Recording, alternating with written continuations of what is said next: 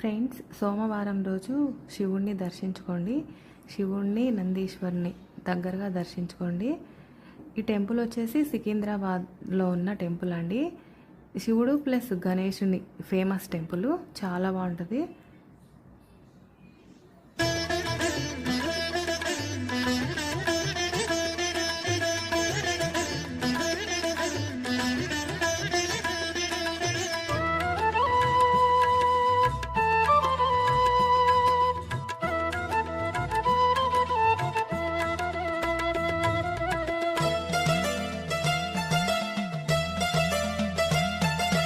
ఓం నమః శివాయ, ఓం నమః శివాయ, ఓం నమః శివాయ, ఓం నమః శివాయ.